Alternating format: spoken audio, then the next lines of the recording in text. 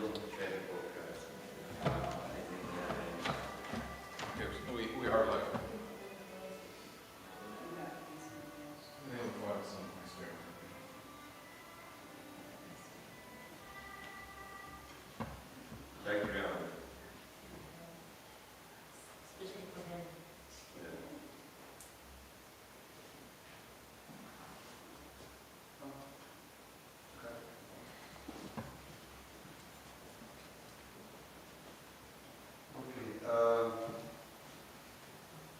We've been doing the Christian education program, or the Coptic education program, but this one is like a stop. And instead of continuing the program, we have only one, I think, item after the Old Testament to be finished, to finish the whole program. Thank God it took a little bit more than a year. So, but this one is a subject that Abuna and I are very interested in, and it's important for us as servants. It's about community service, and that's something that we need to have a pause and think about it, and think also about what we're doing for the church, for our church, Coptic Church, and for our kids, the Coptic kids, and our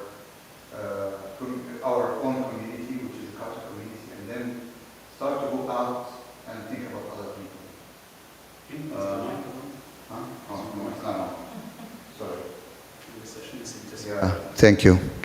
So again, this is like a pause that we're going to take as servants to think about the community around us, and start to consider that our service, although the service of the word or teaching is very important, but something is actually more important than teaching is serving the children of God. The children of God in need, and the children of God that are underserved, the children of God that nobody even think about, the children of God that are, as we speak right now, the Lord Himself is hearing their cry and their tears and their needs that is not being fulfilled.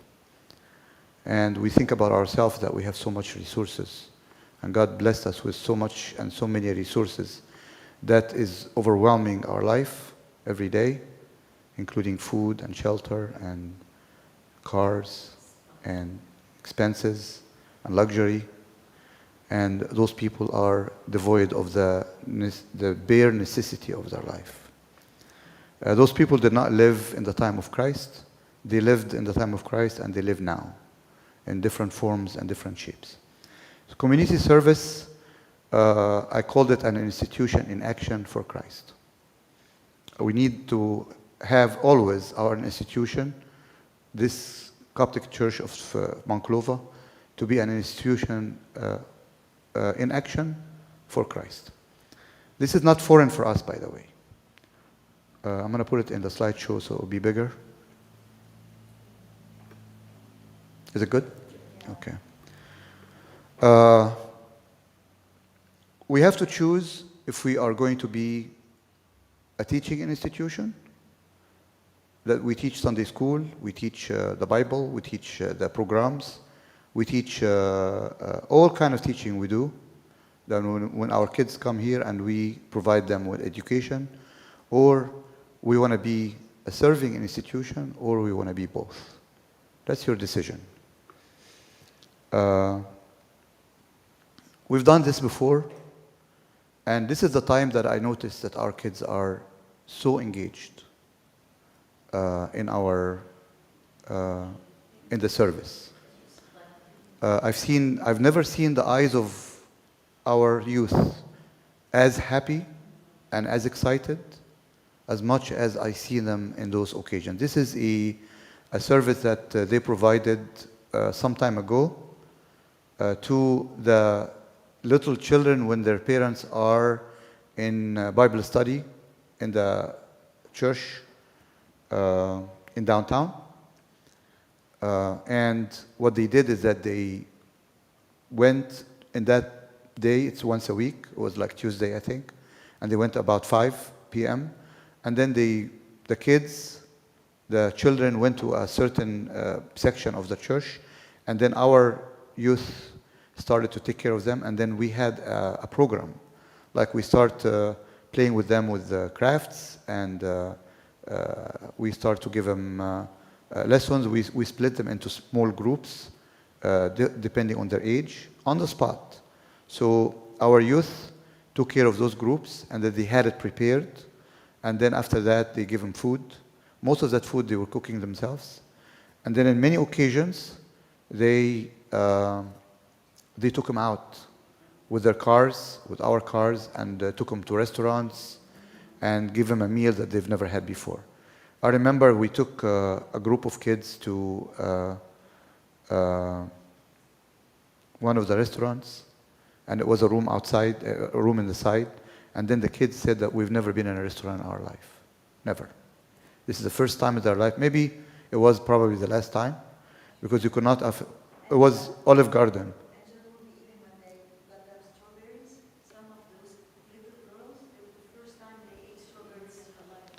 Strawberries, because they always eat canned food. They never ate fresh. I'm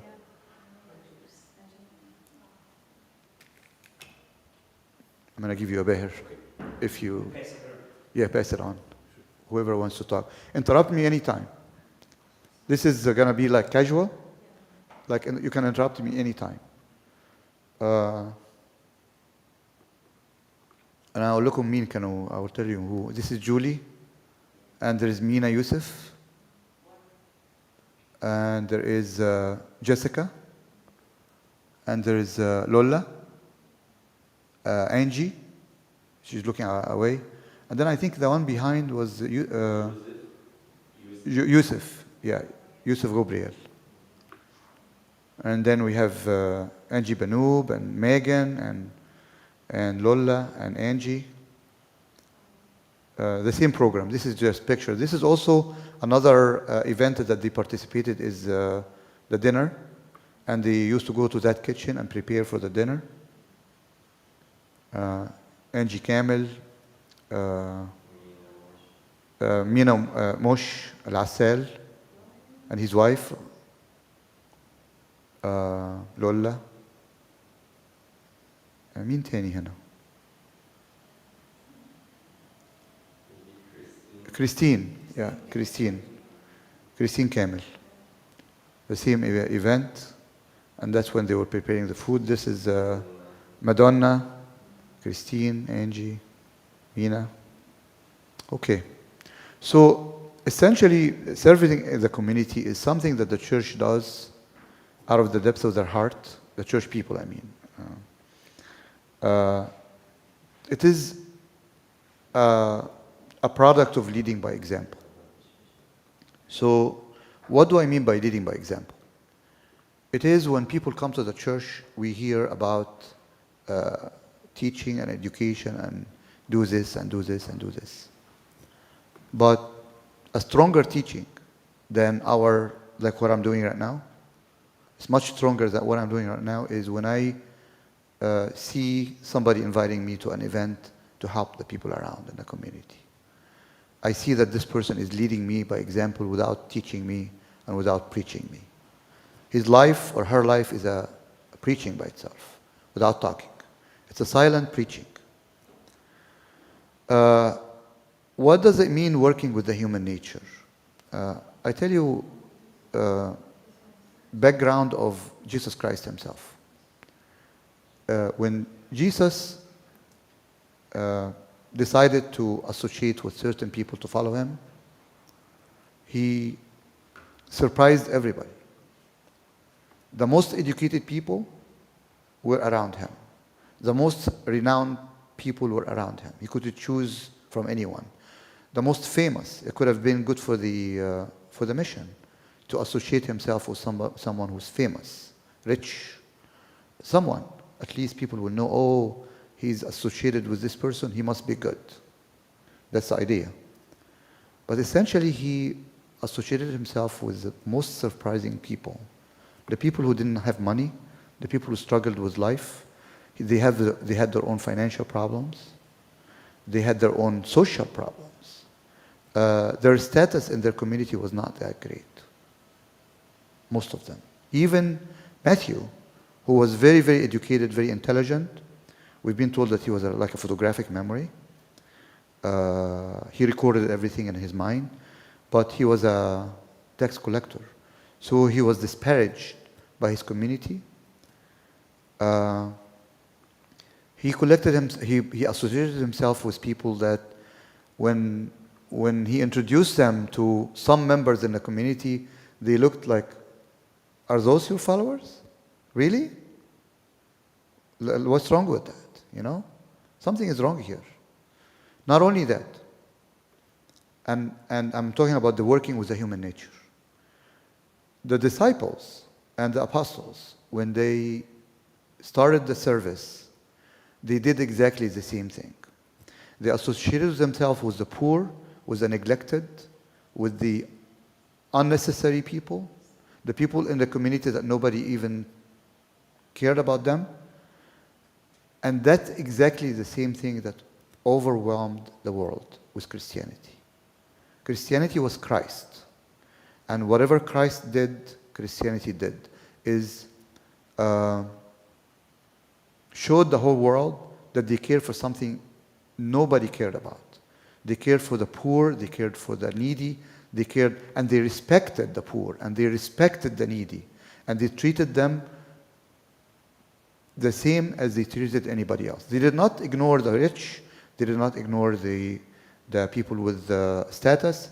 They treated everything the same. And when the people looked at that particular mission, they said something is different about those people. Something is different. And the difference is working with the human nature. Our human nature is exactly the nature of Christ. We are his image. And our human nature longs to that particular thing. It likes that particular thing. They like fairness. They like equality. They like social justice. And they are very attracted. We as human, we are very attracted to that.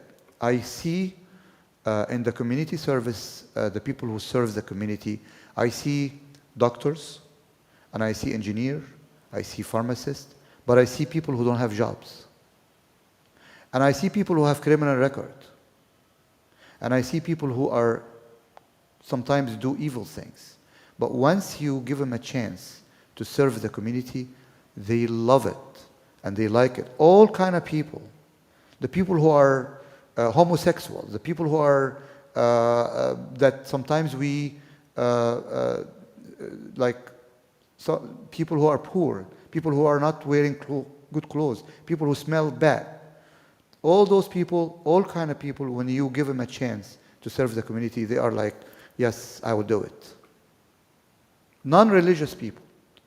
So the early church worked with non-religious people, with atheists. And all those non-religious people, atheists, the people who never believed in God, were so attracted to Christianity because Christianity was Christ, and Christ was the human nature that was born through Christ, and we are his image. So you work with the image of Christ. You serve the image of Christ, and the image of Christ also are servants. So you don't have to be an educated Sunday school teacher to serve the community. Because serving the community is a human nature. It is the nature of humanity. Nature of humanity, they love to help other people. They love to see people are improving and they are advancing and that they are given things. Our human nature want to see it. And once we see it, it gives us happiness that we never experienced before. Someone said, but I can't quote the exact wording, someone said that people who don't serve, we're talking about the service of the poor and service of the community. People who don't serve, they have lost an absolute joy throughout their life. The true joy is serving the needs of other people. This is a true joy. Some people told me that if I don't serve, if I don't satisfy the needs of other people, I feel that I lost a day. I want to do it every day. There is no day with happiness unless I do something like that. Okay, so that's what I meant by dealing with the human nature. Sacrifice or mercy or both, we'll talk about that later. A question we have to ask ourselves, what is my church? Because we're talking about the church. What my church community is actively, what if my church community is actively serving outside its four walls as we speak? What would be different? Would you be participating? Would you be spending more time to do it? I would. I want to talk about the biblical encounters of the community service, just go over them briefly, just to remember what Christ has said and what he's done from the inception of his service. Yes, yes, Hebert.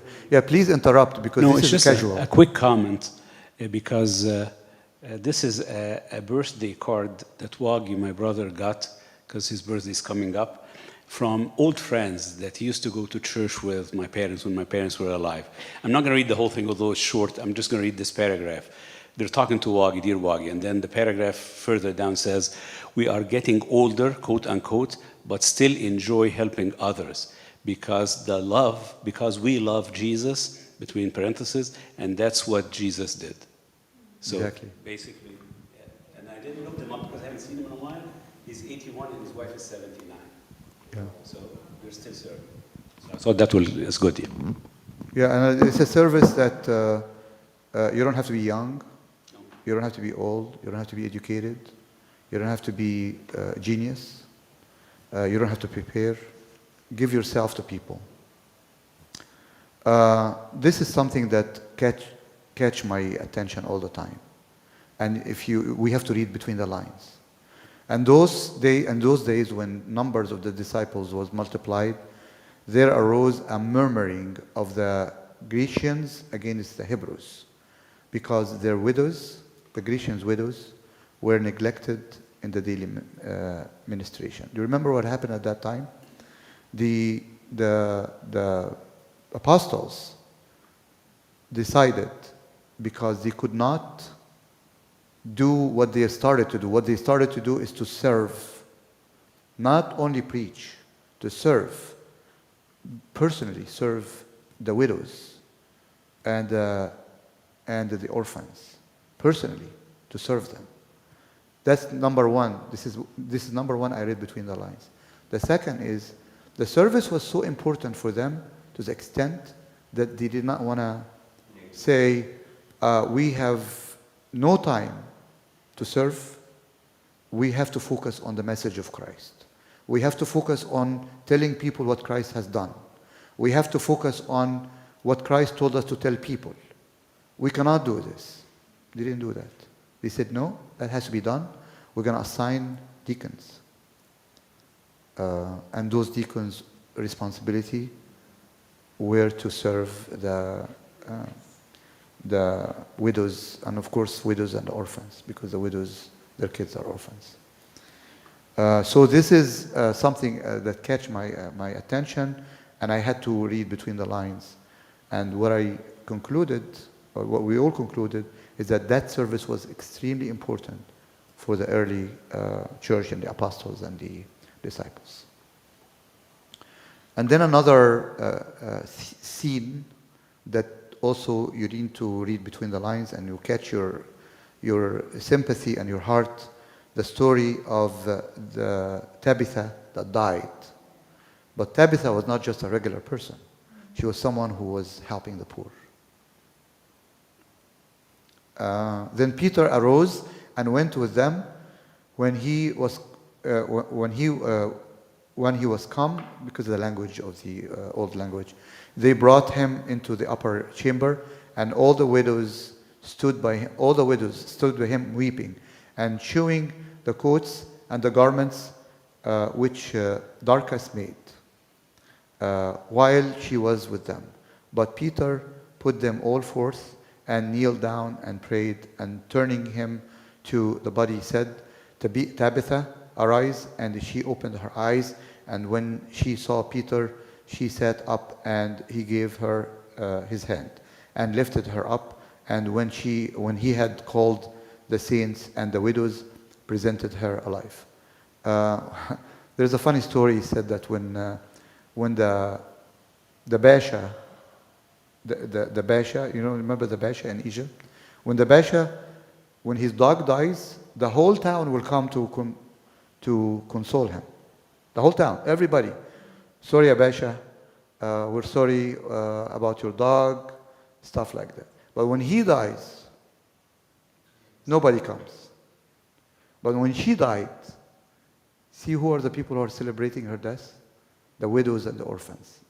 The people who, I hope in my funeral, the widows and orphans and people who are in need come. That's what I hope. Not the most important people in town as much.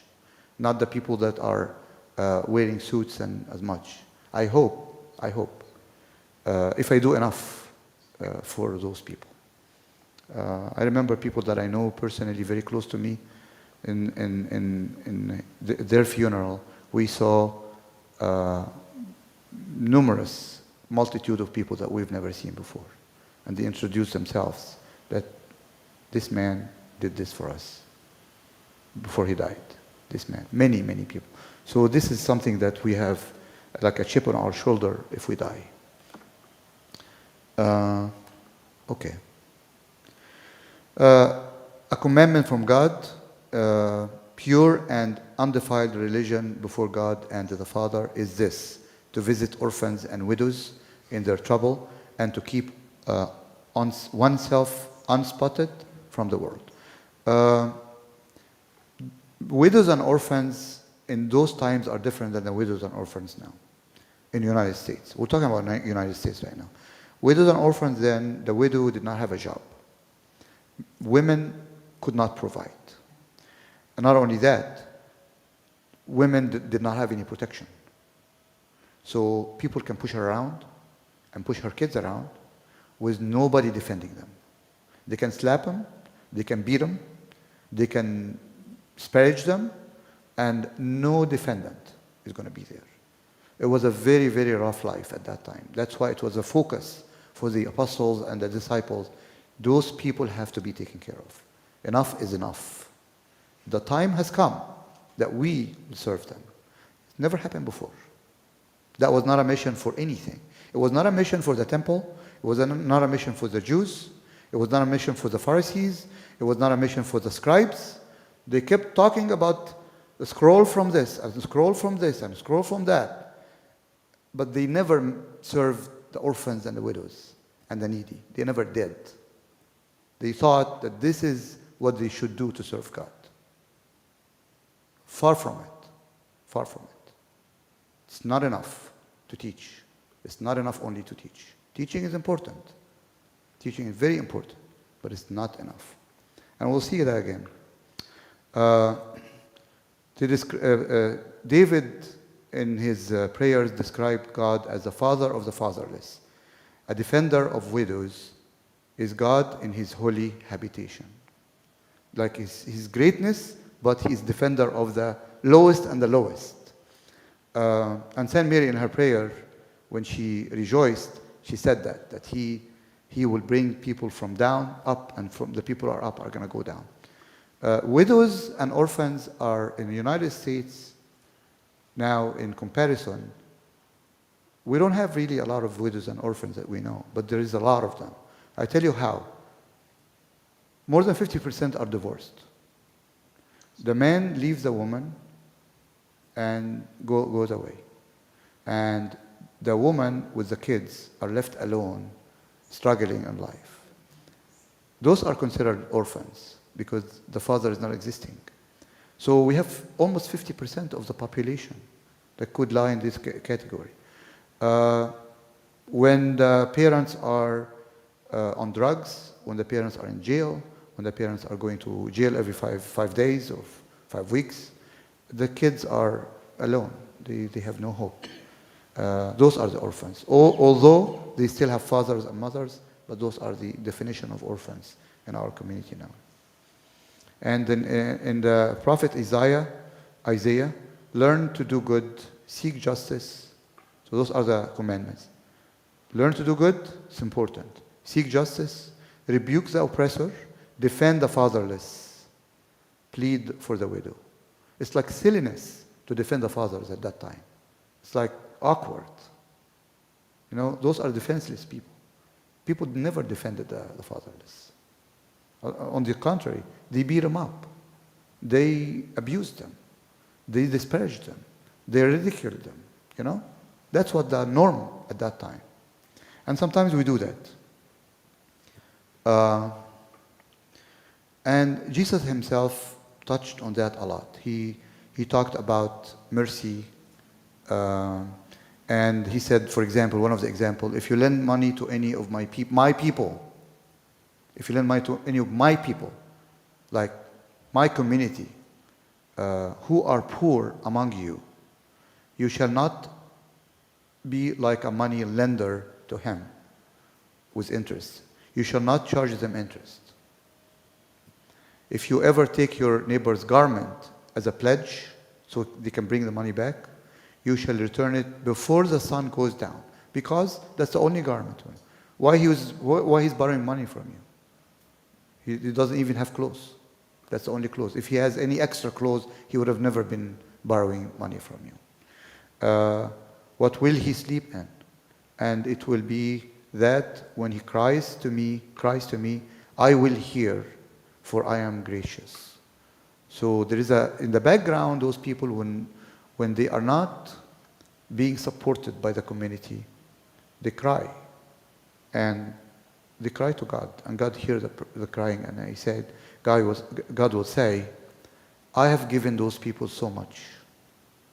I have given them success. I have given them resources. I have given them extra. I have given them luxury. And my people are crying to me. What I'm going to do? For sure, he will say that. There's no doubt. As we speak right now, there are people crying to God. Some of us, we were talking between us and said, where we find this? We want to serve. Where? How can we do it? We don't know. The reason we don't know is because we grew up in Egypt, and if we do that, we will be persecuted. We don't know that. Our church in Egypt cannot do this stuff. They cannot go in the community and start serving the community, because the other religion is going to say we are preaching Christianity, and then we'll be persecuted. So we were at a disadvantage. We are at a disadvantage in our Coptic church in Egypt, that we never gotten the opportunity, although there are opportunities, of course, but we never had the luxury of going out in the community and serve everyone. We can only serve Christians. And then we said, we serve our church. That's it. But we cannot serve outside, because serving outside is, it could be condemned, and it could be misunderstood. So this is not the case here. Enclosed. It's better, yeah. Go ahead, please. No, we're all raised to kind of be fearful and be aware, and then it's better to be closed, in a closed circle. So we're inside the church, we go to college, we're closed group of Christian inside the college. We go to the church group, we know only, so it's just like, we serve within, but we don't have activities outside because it's safer and it's to avoid trouble. So I think, well, that's what I feel, even when we came here, some are able to, but some still with the same, because we're raised this way. So it's like, I feel like sometimes it's easier for other people to melt around and figure out things, but we're still with the same mentality that because this is how we're raised, so we're not blending in because it's not in our software. Mm-hmm. It's just, exactly. Yeah. But as the Bible said, you should do this and don't forget that. Yes. In other words, someone came recently from Egypt, and we were talking about the inflation and how it's much worse in Egypt than in here, and the currency exchange rate and all that stuff. And I asked about poor people in need. He said, I found that charitable Christians are taking care of all the needs of those who are poor, cannot afford it. So I was very encouraged by that statement. He said, you don't believe it. It's much more than when I used to live in Egypt. So he went and visited and came back. It's more like... There's more giving, more caring of people in need within that Christian That community community, over there, yeah. which is great. Now, Yeah. that doesn't mean we should stop right there. I mean, we should be Yeah. open to everybody, yes. Sorry. There were people in even medical school, they were extremely poor. They're going to be doctors one day, but they are extremely poor, and they were Muslims. We could not help them. Because if we do anything like that, the other people will say you are trying to spread Christianity. You're Christian. مالكش دعوة don't interfere in our business. And we get that all the time. Yes. So it is something that we are like programmed or brainwashed about. But we're here. We need to get out of that, you know. And I think this is a long one. I just want to see what's after that. Okay.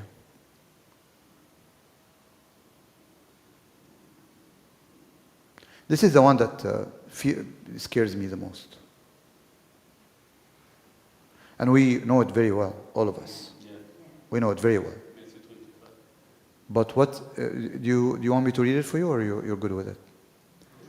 If you lend, sorry. When the Son of Man comes in his glory, let's read it so we can just remember it. And all the, you want to read it, Yaber? When the Son of Man comes in his glory and all the holy angels with him, then he will sit on the throne of his glory. All the nations will be gathered before him, and he will separate them one from another as the shepherd divides his sheep from the goats. And he will set the sheep on his right hand, but the goats on the left.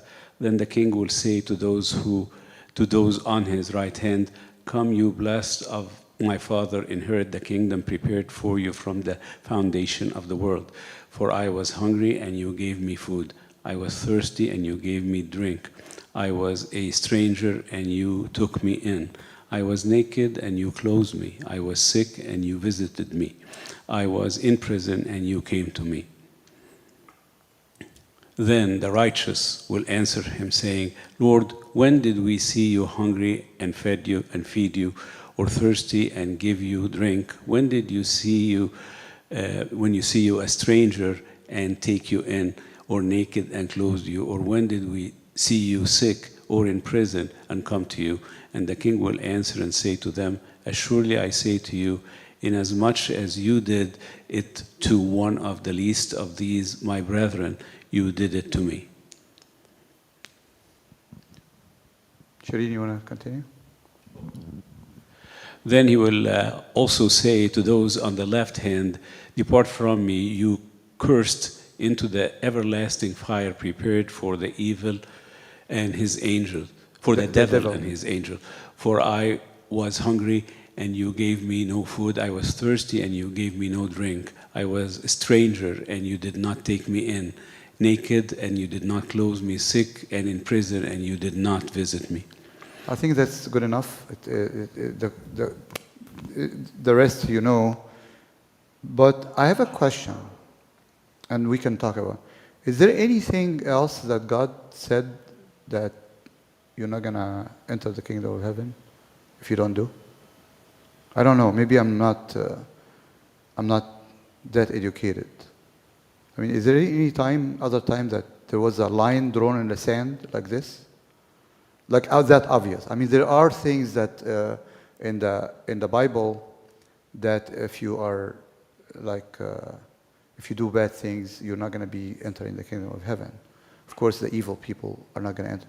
But drawing the line in the sand like that by Jesus Christ himself about those particular things, if you don't do it, you don't belong to me, that's really, this scares me all the time. It's frightening to me. He was very direct about it, and he stated directly and indirectly in many other places, and I'll mention that, at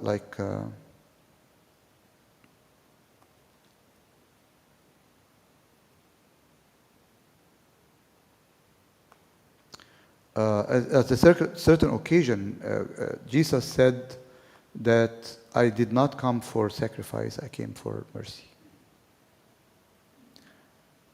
And he could have said, I came for sacrifice and mercy. But many occasions, he said, I did not come for sacrifice, I came for mercy. I did not call, I did not come to healthy people, I came to the sick. The physician will help the sick, it's not going to help the healthy people. So, directly and indirectly, I feel that the Lord's most important aspect is taking care of each other. And the church, in my view, is to teach us and to help us how to be good human beings. Throughout the teaching of the church, the function of the church is to help you think and negotiate and examine in many words by reading the Bible, by knowing the Bible, by praying in the liturgy, by having communion. All this has one goal, is to become good human being. And I'll tell you who is good human being and who's not a good human being before I give like 2 minutes break. And then after that, because I don't want to be just preaching, the next section will be giving actual opportunities in Toledo community of what we can do to participate. I have like 6 or 7, and I'll go over that quick, but those opportunities are available and there. So, actually I lost my thoughts, my train of thought. So, We're talking about drawing the line. Anything else yeah. in the Bible is concrete. Right. Anyone has any comment about that, by the way, before we go? In the book, in the letter of St. James, was talking about works and action, or deeds and faith. And he would say, faith without action, without work, is dead. That's a strong statement. Yes. So you have to show me your faith, that you are a believer in Christ, or Christ follower, by doing the deeds and the works that I told you to do, or the deeds of mercy, basically. Mm-hmm. Yes. Any other comment? Taysir. Just I remember that something happened 40 years from today.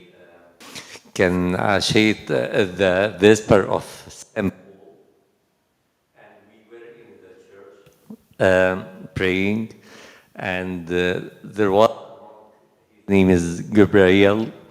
He invited 5 of us to come to the kitchen, and then he enforced us to pick up the dirt from rice, to cook, because the second day will be the feast of St. Paul, and there were 28 big bus coming with visitors. So we started murmuring and talking to each other.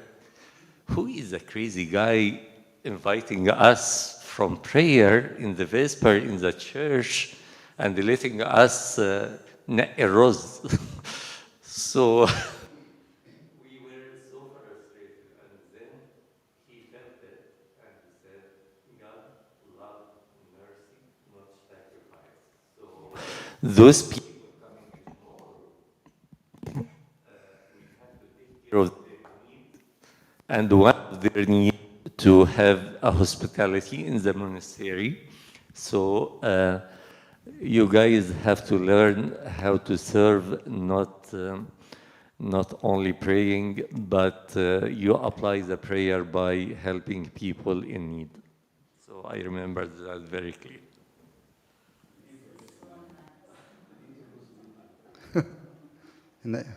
They don't do it here.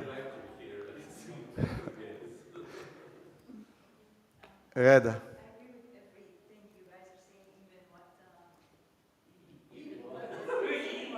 Even.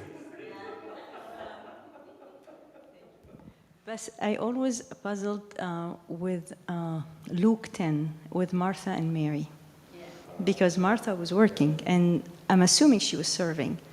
But Jesus said, مريم اختارت النصيب الصالح الذي ينزع منها. Yeah. Yeah. I'm not sure. I believe, I mean, I love the service and I agree with you 100%, but I think they need to go hand by hand. We still need to focus on the one. الحاجة إلى واحد, I think, yeah. Do you want me to answer this question, this comment? Actually, I have a comment about that. In your wording, Yehani, sorry. In your wording, when you said at the beginning, the apostles were serving in the church and the service expanded, they couldn't serve the widow anymore, but they kept in mind they have to be served. That's why they assign a deacon to serve them. So I mean, as Rada said, teaching is the main core, but when the service expands, we need that and those hand in hand, as you said. When you meet the physical needs, I don't need my voice Yes. is loud enough. When you meet the physical needs of people and they see you're caring, then you can talk to them about the Savior. Why am I doing this? Why am I leaving, an evening with my family or doing something fun to come and take care of you in this area or feed you? Then they are going to be touched. Oh, this is love. Then they are going to ask, where am I coming from? Why am I doing that? Then I can witness to them and tell them about Christ. But I have to say something. That's not what I meant, though. Yeah. What I meant, us. I love to serve. I want to serve. But I don't want to forget my own spiritual time and abiding in God and being under His feet like Mary. That's what I meant for me. I'm not talking about the people I am serving. Of course, I agree with all of you. But what I'm saying is like I need to focus on my service, but I need to focus on my spiritual life because, what's the point to be thrown in service and I forget about what am I doing and what's the purpose of what I'm doing? That's what I meant. So I'm sorry. I wanted to clarify. Sorry. And get busy doing things all the time, going here, there, going to service and doing. ما تحطي الميكروفون على بقك. Then they forget about their relationship with the Lord. They forget about their quiet time, about spending time with God. So you have to have the balance. You cannot be busy all the time without taking. Okay. And then I want to say something else about what Shireen said. Actually, Can you hold the microphone please? Because of YouTube, it doesn't record. The stream won't hear you. Okay, Yeah. okay. I just want to say Not for us. something. I feel different that in Egypt there were more chances to serve than. No, we were actually more involved. Every time I visit and I go to Egypt, I see the friends I grew up with still very, active in the community. We have conferences to reach out. We have orphanages that we used to go to, and even with the Coptic Church, we used to go. Even with the Coptic Church, we used to go to poor families the night before Christmas and the night before Easter and take food and clothes and stuff. Yeah, and the orphanage for years and years, and there is a prison ministry. Actually, there were a lot, and I come here charged. I want to do this. I want to do that. I served with one of the priests in Egypt in then, prison for 3 years. Yeah, and then nothing happened. So I'm looking forward to hearing the opportunities we have. Sorry, my opinion that we don't have to go places. I think every day God put a lot of things around us. Maybe I meet someone is sad, maybe I need someone need to be listened to. So I don't need to go places, but I think we need to ask God to open our eyes to the needs around us. at work, in church, our neighbors. I think everyone has its, everyone is We're called. talking about the same thing, all of us. Yeah. It's We're called agreeing with upon- each other, yeah, looks I like. think, yeah, so someone has more passion to go and look for something more. Someone can do something because serving is not just financial and social, emotional serving is, I think, very critical nowadays because all the people are, very, very hungry emotionally. So it is, well, the thing is, if you're supporting emotionally at least, or whatever you can do, but you don't know about the other things, will you be held guilty or, deficient? Like, what if since I've been here, just like if I was saying, we don't have these things around us very obvious, so we're not doing anything. And let's say you're gone, I'm gone by now, but I'm not going to be held responsible. I really didn't know. I helped in the manner or the way I know. So is it something that's going to be why you didn't feed the poor? I fed the poor, I did the things that I'm aware of, but there's a lot of things we're not. Like this movie, it's a lot of aspects. Like I watched this movie on Amazon about the whole, there was a guy in the FBI, I think, with the child trafficking, and he took it on himself to go and save kids, and it looked, wow. It was The voice of freedom. And I was like, wow, this is, or Mother Teresa, she felt on her heart that she wants to go in India and serve there, but some things that you feel like it's so big, I can't do it. I don't know how to do even these things, I don't know, it's just, service is big title and there's a lot of things.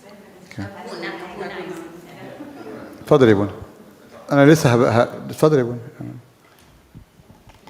بس فاضل لي 5 more minutes to list the projects that are available in town, that's all. So I think we're all saying the same thing. I agree with pretty much all of you. Beher mentioned افعلوا هذه ولا تتركوا تلك, do this and not do that. I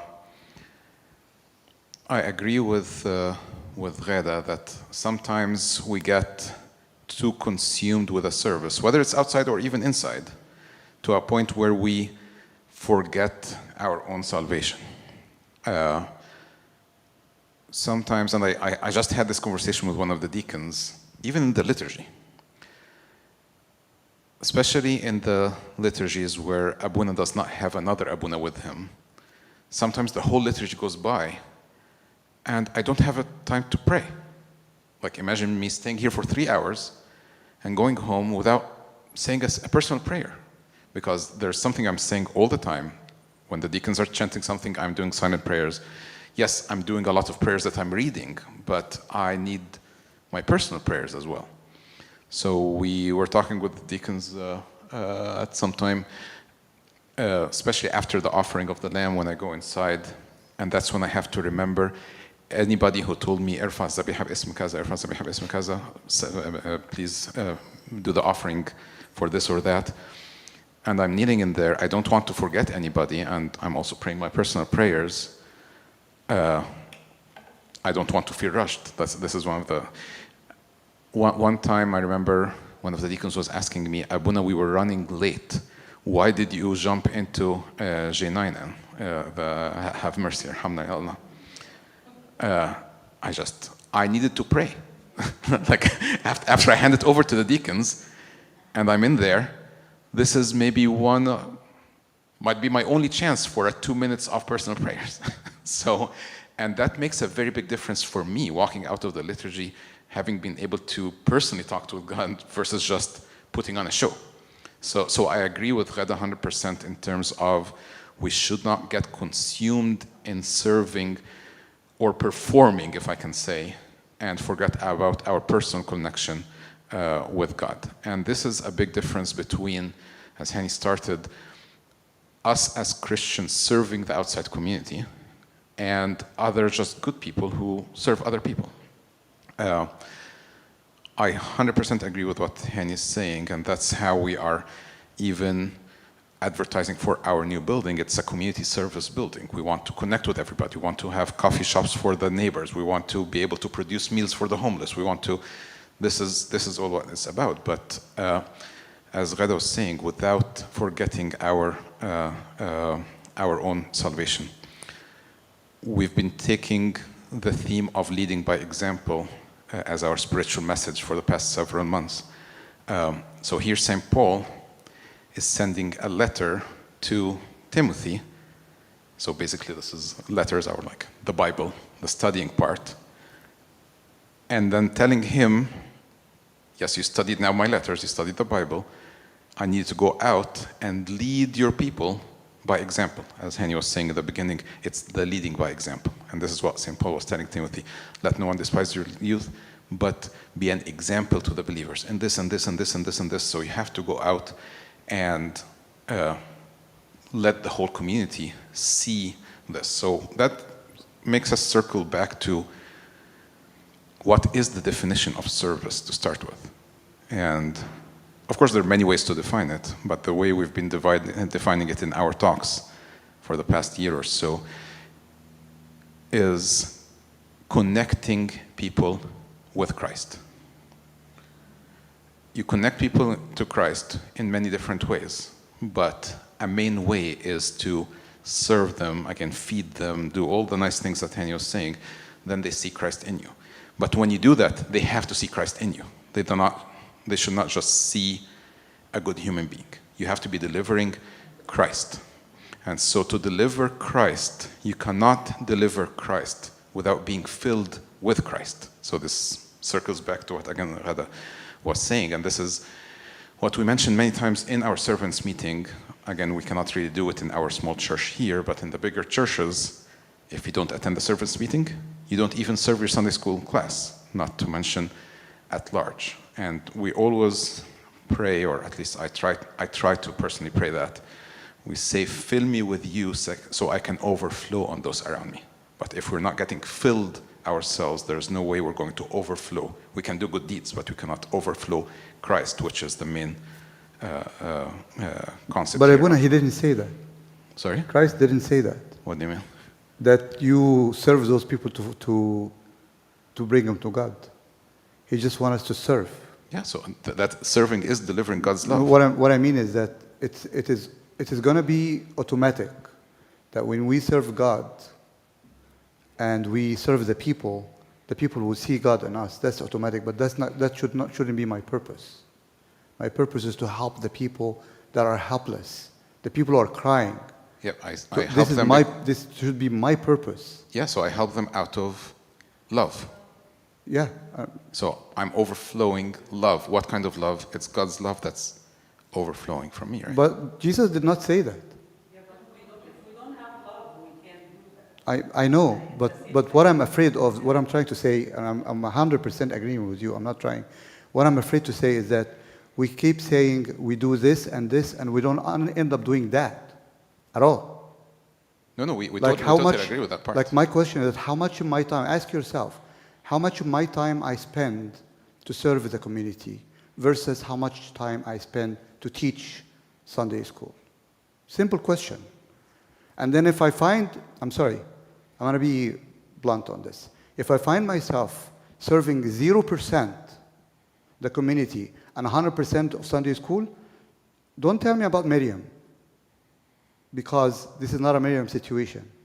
This is a situation that I'm not serving the community. Period. No, I'm sorry. No, Mary.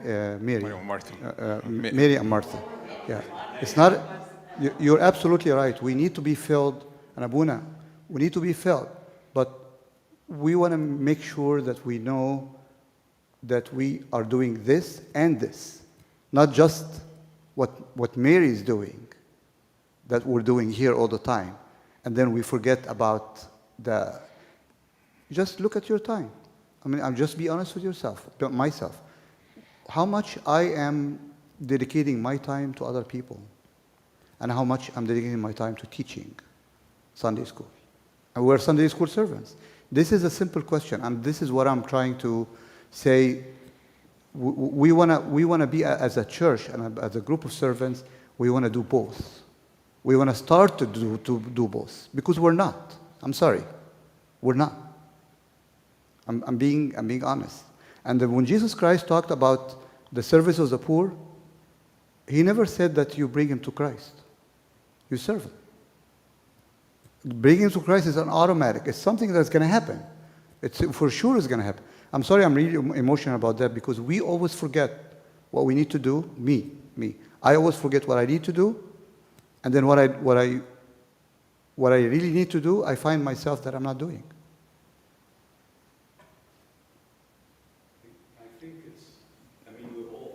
We're all agreeing on the same thing exactly. Like 10% and 90%, 10% service and 90% outside and 90 or 20. So the percentages, I guess, is something we can talk about. I remember a lot of Abunas, when they talk about preparing for a service, whether it's giving a talk in a church or feeding the homeless in the street, they always say, make sure that you are praying about it more than you are preparing for it. And this is what I tell a lot of you when they start preparing something. Pray about it more than you prepare for it. In other words, for example, you're going to feed the homeless. If you're just going to throw them food or present it in a nice way or write them a check, and you're not going to pray for them and be on your knees about it and for them, then what we are doing, so again, we have to focus on the prayer part and the spiritual aspect of it while doing. I 100% agree with Henny that if we keep doing all the teachings inside the church and if we lock ourselves in the church, all of us, and never go outside to preach, to serve, then what are we doing? We're selfish, and this is what it's written. St. Paul was saying, like, if people don't get to see you, how will they get to know the good news? Basically going around the world and doing the good things that Hani talking about. But also one last thing that I'm not sure if it was Shireen or Taysir, somebody mentioned something. We have different gifts. We cannot all do the same things. Like Henny has a nice big smile, he can greet the people in the street and feed them. Maybe I don't know how to do that. So sometimes dividing and conquering basically is what's needed. Okay, Henny, you're doing this, I'm doing this. Beher, you're going to hold these people's hands. Taysir, you'll be on your knees in the church praying for Beher while he is feeding the poor downtown. Does that? I never thought of Mary and Martha as maybe doing that, partnering. I know Christ, Jesus kind of like said, well, Martha chose that right thing. But yeah, that's a very good approach. But in different talents, Matthew 25, and the kingdom of God resembles. There are three parts. The last part is what Annie shared. And that's really striking. And of course, the response of the people is even more striking. When did we ever see it? It's like we're doing this, not even realizing that we're doing it for Christ. Here's second nature. And the other people say, if we only knew that you were in that poor people, we would have wrecked some points for our eternal life. We knew we didn't. So that's but the first part has to do with the 10 virgins, the 5 wise and foolish. And the Holy Spirit is the one that fills those that have the oil.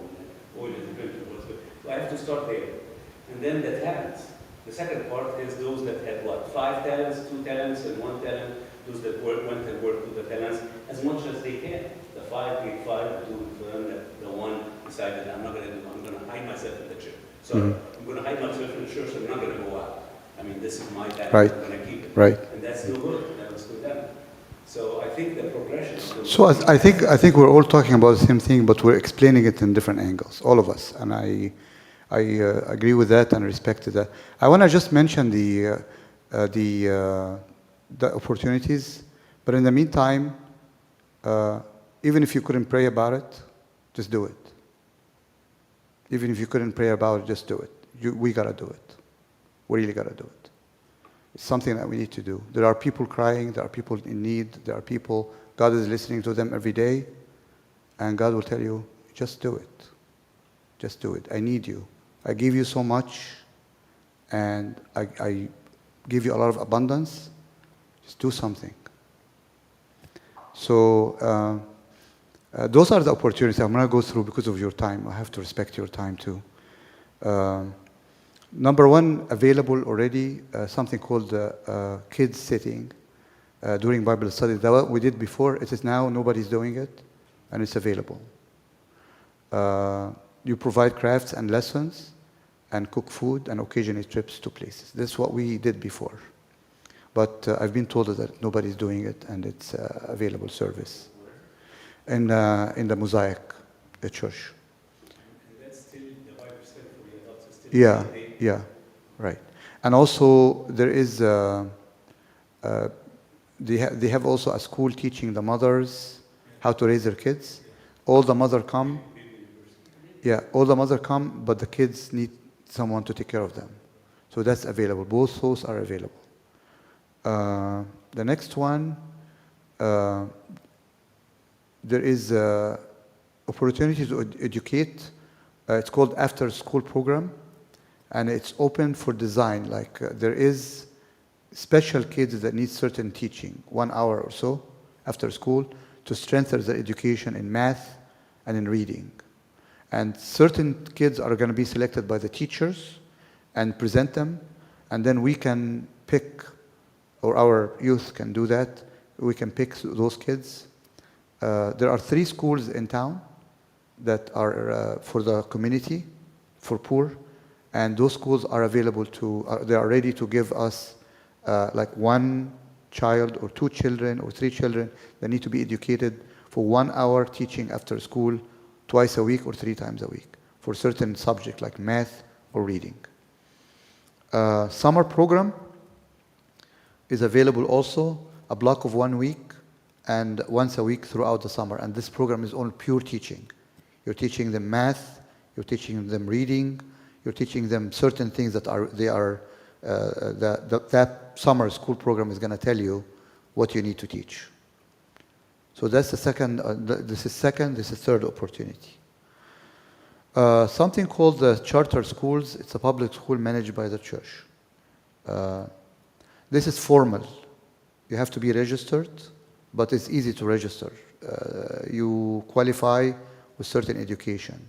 And it could be informal also, after school tutoring. This is different than the other one. They are 2 different programs. And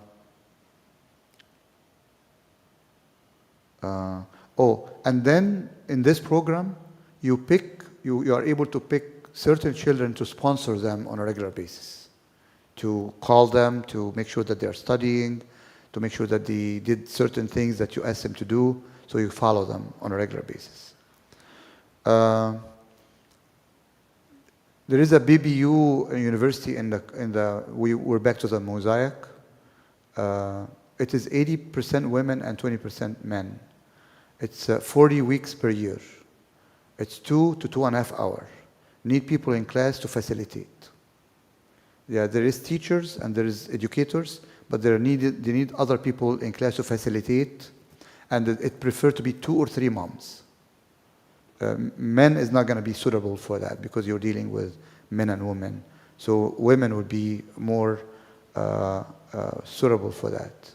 They need 2 to 3 moms at a time while they are conducting the education for the baby university. They need people to work with kids, babies, and up to 12-year-old during that time. So that's why moms are more appropriate. Kelly Kaiser, she's the wife of the pastor, David Kaiser. She's the one who's coordinator for that. I have all the contacts, whatever people are interested. There is mentorship program. That's the program that Yusuf was in for several years. And in the mentorship program, you go there, introduce yourself, but before you do that, you need 3 to 4 hours training.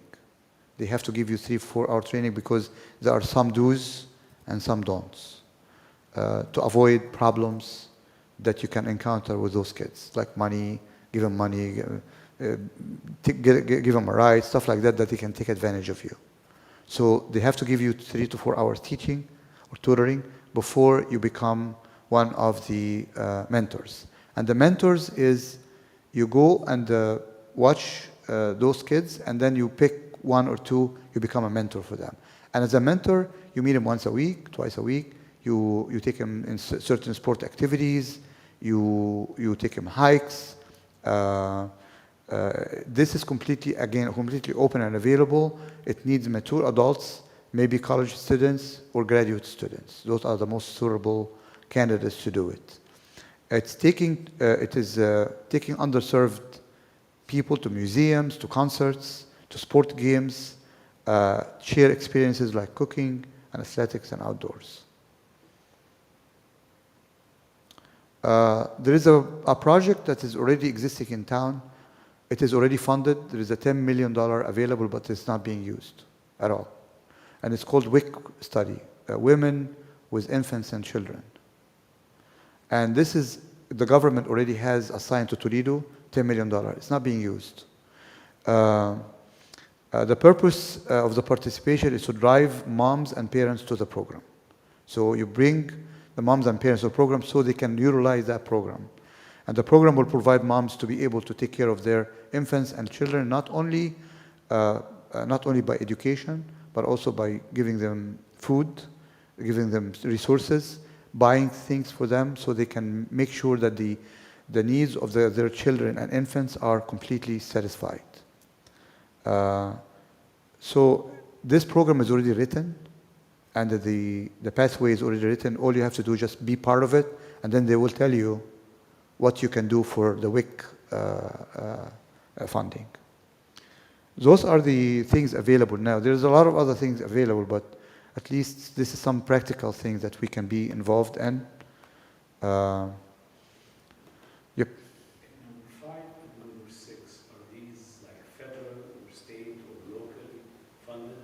I know the first 4 are more Christian.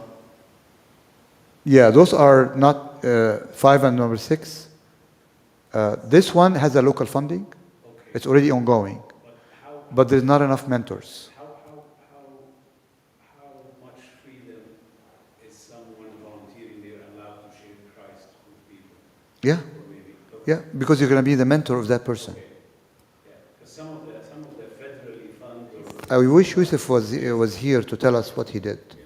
But from what I understand, what he did is that he picked 3 boys or 2 boys, and then he went out with them for years, for 1 or 2 or 3 years, and then he went hiking, he went biking, he went canoeing with them, and then they meet every weekend. They go somewhere else, like out of town. So essentially, you associate yourself with them, and while you're with them, you're mentoring them about all other things. And that's the one that needs tutoring for 2 or 3 hours before you engage. So you know what you do, what you should do, and what you shouldn't do. This one is completely funded by the government. I'm surprised that it's not being used. So in this one, who is the contact person? To get part of the $10 million? Why, Irene? I never made you need anything in life. Because who you gonna drive and who you gonna bring, I know in this situation, someone has to. What I understand from this is that this is already, this is written. Really is taking care of this. Oh, to go? For this? Who's the name? Not sure, Kelly. I think it's some people in the government, but I can find out where to go. Because it has to be safe to take someone. It have what? Safe to drive someone. Oh, you're talking about the mentoring? No, about this way down the 6. No. The word drive, mom, to no. You talk, not drive them. No, not drive them. Not driving a car. To bring him to the program. No, not driving a car. Not driving a car. To drive moms and parents to the program. Yeah, not drive. like by car. Yeah, yeah. To work with them, to meet them, to discuss with them, and then convince them to come to the program. And you tell them the program needs this and this and this. And once they are in the program, then they will tell you. Yeah, you get in touch with the WIC study program, and then they will tell you, will give you all the instructions that you need to do. Because it's already structured. It's done in Texas. What I understand that it's done in Houston, and in Houston they spent $500 million, and it's very successful there. They assigned initial $10 million to Toledo, but they're not spent. There's still a lot of money not being spent. Oh, sorry, Gwen. I'm done. No, that's what I wanted to share. That's all. Years ago, when we started talking about the new building, you mentioned that you talked with Dave, and he mentioned something about.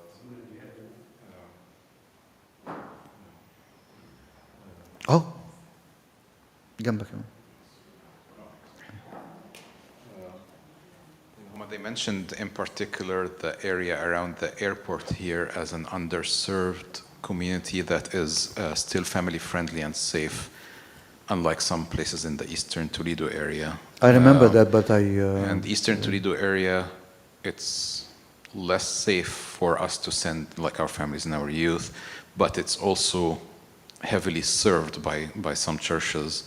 Whereas he mentioned to you and you mentioned to me, I'm trying to remember the conversation, that around the airport here there is a lot of underserved communities that don't get any service from those churches because it's far away from downtown. They don't have the capabilities to like take people back and forth from their locations to the airport area. And so they were mentioning to you that maybe once we have our building, we can use that as a hub to serve that particular area. I remember again, that, it's very underserved, but at the same time, it's more family-oriented. Yeah. Do you remember any of that, or? I remember vaguely because it was some year ago, but we can go back to that and see what. Yeah, if you can refresh our memories. Yeah, because it's the proximity. Because of the proximity. Yeah. So, any other Taysir, you wanted to say something? I think along the line with the here, I remember the Abuna al-Nizam in the monastery, always they start at 4:00 a.m., fill their spirit with prayer and liturgy and midnight praises, and then they take a little break, and everyone, according to his talent, serve in the farm, serve with the visitor, explaining things in the monastery, so they serve the community. But at the beginning, they have completely full self-filling service to be fully ready for service the community. I just wanted to say the order of the wisdom of the church to start with God first and then service, and they go along side.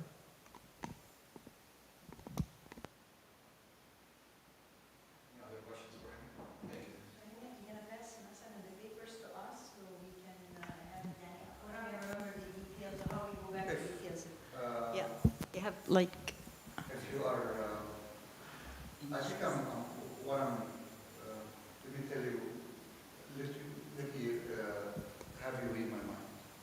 My mind in this. That's pretty hard. I would have, no, I got it. If you, no, I want to speak my mind. The reason for this is to ask the servants in this church to be participating in this on a regular basis, like a program.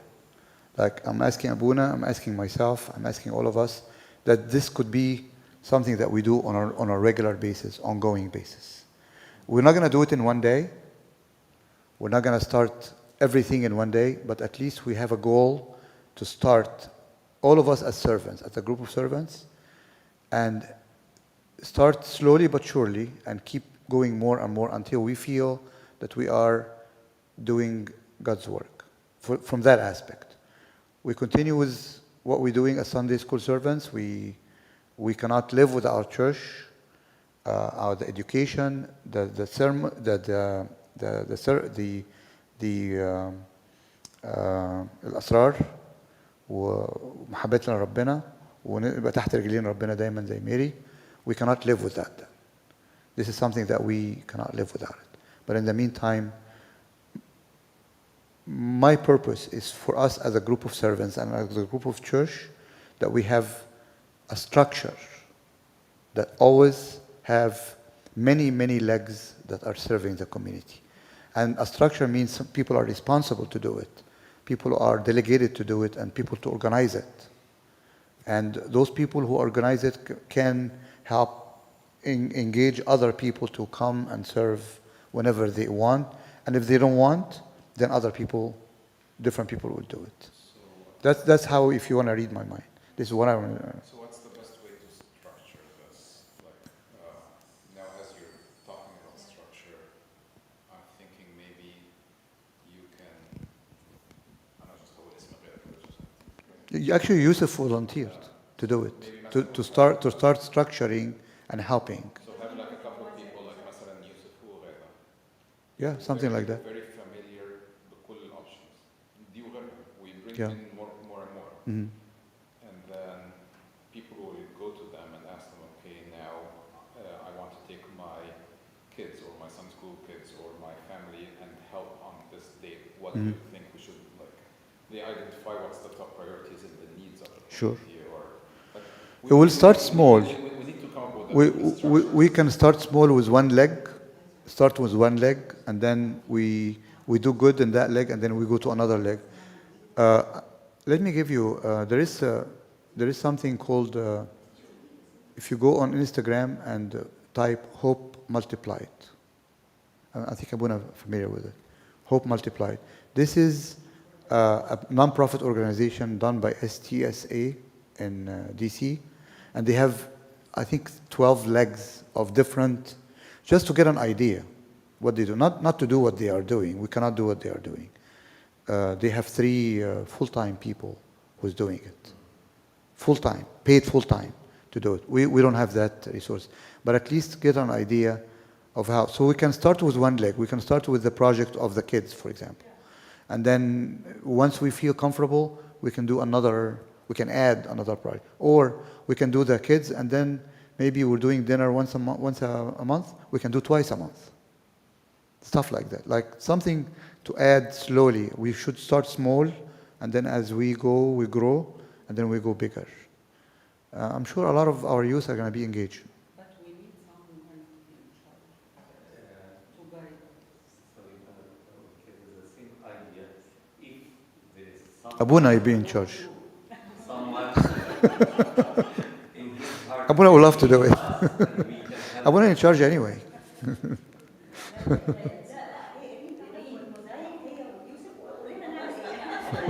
not going to plan this. Decide today, yeah. Just saying that يعني Hani just basically is scratching the surface here. So it will take us a long time. Exactly, Abuna. Well said. Well said. Right. So are we done? Yes, Abuna.